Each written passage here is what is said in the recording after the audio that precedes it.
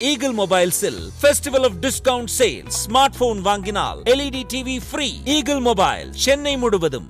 ராஜராஜ சோழன் குறித்து விசிக தலைவர் திருமாவளவன் பேசியது சர்ச்சையான நிலையில் ராஜராஜ ராஜேந்திரன் என்பது சோழ மன்னர்களின் இயற்பெயர் அல்ல என்கிறார் வரலாற்று ஆய்வாளர் மன்னர். சோழர்களின் தமிழ் பங்களிப்பு குறித்து அவர் பேசியவற்றை இப்போது பார்க்கலாம்.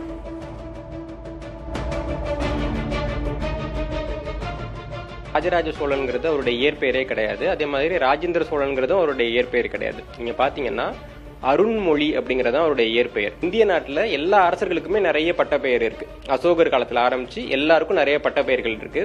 அப்படி ராஜராஜ சோழன் அப்படின்னு சொல்லப்படக்கூடியது அவருடைய பட்டப்பெயர். அப்படிதான், அதாவது பிறர் கொடுத்த பெயர். இப்படியாக அருண்மொழிங்கிற இயற்பெயர் கொண்டவருக்கு மொத்தம் 42 பட்டப்பெயர் இருக்கு. அதே மாதிரி ராஜேந்திர சோழனுக்கு பாத்தீங்கன்னா அவருக்கு இயற்பெயர் ராஜராஜ சோழன் என்ன பண்ணாரு, அவரோட சித்தப்பா பேரை வைக்கிறாரு. அவருடைய சித்தப்பா பேர் மதுராந்தக உத்தம சோழன். அதனால மதுராந்தகன் அப்படின்னு அவருக்கு பேர் வச்சாரு. பதவிக்கு வந்த புதிதுல ராஜேந்திர சோழன் கல்வெட்டிலே மதுராந்தகன் தான் அவரோட பேர் இருக்கும், காசுகள்லயும் மதுராந்தகன் தான் இருக்கு. பின்னாடி மக்கள் அவருக்கு ராஜேந்திரன்கிற இன்னொரு பேரை கொடுக்குறாங்க. ஏன் தமிழ் பெயர் இருக்கிறப்ப சமஸ்கிருத பெயர் பெருசா பரவலாகுது அப்படின்னு பாத்தீங்கன்னா, சோழர்கள் தமிழ்நாட்டை மட்டும் ஆட்சி செஞ்சவங்க கிடையாது. அவங்க நிறைய மொழி பேசக்கூடிய மக்கள் ஆட்சி பண்ணாங்க. சோழர்களுடைய ஆட்சிக்கு கீழே தமிழர்கள் இல்லாம தெலுங்கர்கள் இருந்திருக்கிறாங்க, கன்னடர்கள் இருந்திருக்கிறாங்க, துளுவர்கள் இருந்திருக்கிறாங்க, கம்போடிய மக்கள் இருந்திருக்கிறாங்க, சயாமியர் இருந்திருக்கிறாங்க, சிங்களர் இருந்திருக்கிறாங்க. இவங்க அத்தனை பேருக்கும் வாயில நுழையிற மாதிரி என்ன பெயர் இருந்ததோ அந்த பெயர் இயல்பா பிரபலமாகும். அவருடைய இயற்பெயருக்காக அவரை நம்ம திட்டணும்னா நியாயம். என்னப்பா உனக்கு ஒரு சமஸ்கிருதத்துல பேர் வச்சிருக்காங்க, அப்படி இல்ல. அடுத்தவங்க அவர் இன்ன பேர்ல கூப்பிட போறாங்கன்னு அவருக்கு ஒன்னும் ஜோசியம் தெரியாது இல்லைங்களா. அது இயல்பாக நடக்கக்கூடியது. அதுக்கே அவரை குறை சொல்றாங்கன்றதை நம்ம ஏத்துக்க முடியல. பவனப்பிடாரங்கிற தேவாரம் போதக்கூடிய ஒரு தமிழர் தான் தஞ்சாவூர் பெரிய கோயிலுக்கு தலைமை பூசாரியாக இருந்தார்.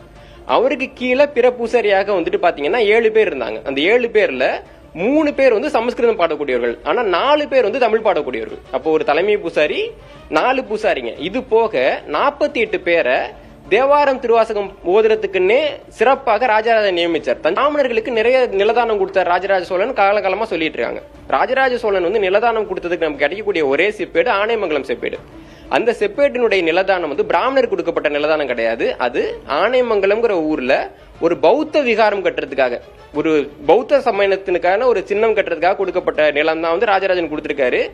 ஆரியருக்கு அவர் நிலம் கொடுத்ததாக எந்த ஆவணமும் கிடையாது. ஒரு கைப்பிடி நிலம் கொடுத்ததாக கூட எந்த ஆதாரமும் கிடையாது. நம்ம தமிழ்நாட்டினுடைய இலக்கிய வரலாறுகளை நம்ம எடுத்து பாக்குறப்போ சங்க காலத்துக்கு பின்பாக அதிகமான தமிழ் நூல்கள் எழுதப்பட்ட காலகட்டம் சோழர் காலகட்டம் தான். கம்பராமாயணம் எப்ப எழுதப்பட்டது? சோழர் காலகட்டத்துல. பெரிய புராணம் எப்ப எழுதப்பட்டது? சோழர் காலகட்டத்துல. வீர சோழியம் எப்ப எழுதப்பட்டது? சோழர் காலகட்டத்துல. நலவன்பா எப்ப எழுதப்பட்டது? சோழர் காலகட்டத்துல. அப்போ சங்க காலத்திற்கு பிறகு ஒரு பெரிய தமிழ் மறுமலர்ச்சியை கொண்டு வந்தவர்கள் சோழர்கள். கோயில்ல சமஸ்கிருதத்தை வெளில கொண்டு போகணுன்றதுக்காகவே தேவாரத்தையும் திருவாகத்தையும் ரொம்ப சண்டை போட்டு கோயிலுக்குள்ள கொண்டு வந்தவர்கள் சோழர்கள். தமிழ் எல்லாம் அர்ச்சனை மொழியாக இருக்க வேண்டும் என்று வைத்தவர்கள் சோழர்கள். தமிழ் தான் குடமுழுக்கு நடக்கணும் அப்படின்னு வச்சவங்க சோழர்கள். அப்ப அப்படிப்பட்ட சோழர்கள் தமிழுக்கு ஒண்ணுமே செய்யல அப்படின்னு சொல்றாங்கன்னா அது ஒரு புரிதல் குறைபாடாகத்தான் நம்ம பாக்குறேன். இவங்க கூட்டணியில இருக்கிறாங்க, திமுக கூட்டணியில. நீங்க பாத்தீங்க அப்படின்னா ஒரு நெல் ரகத்துக்கு ராஜராஜன் 1000ன்னு பேர் வச்சது மு. கருணாநிதி அவர்கள் தான். ராஜராஜ சோழனுக்கு இந்த தஞ்சாவூர் பெரிய கோயில் 1000வது ஆண்டுக்காக வெள்ளி நாணயம் வெளியிடணும்னு சொல்லிட்டு வேண்டுகோள் விடுத்ததும் அவர் தான். இன்னும் சொல்லணும்னா இப்ப கூட சமீபத்தில் ஒரு அமைச்சர் மு. க. ஸ்டாலின் அவர்களையும் உதயநிதி ஸ்டாலின் அவர்களையும் ராஜராஜ சோழன் ராஜேந்திர சோழன் மாதிரின்னு பேசியிருக்காங்க. மு. க. ஸ்டாலின் அவர்கள் பேசுறப்ப சோழராட்சியை நாங்க மீண்டும் கொண்டு வருவோம்னு பேசியிருக்காங்க. இப்படியாக அவருடைய கூட்டணிக்கே இது உகந்த நிலைப்பாடான்ற ஒரு புரிதல் அவருக்கு இருக்கணும்.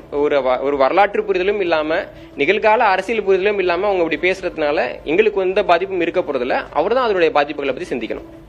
Eagle Mobiles-இல் Festival of Discount Sale. Smartphone வாங்கினால் LED TV free. Eagle Mobile, Chennai முழுவதும்.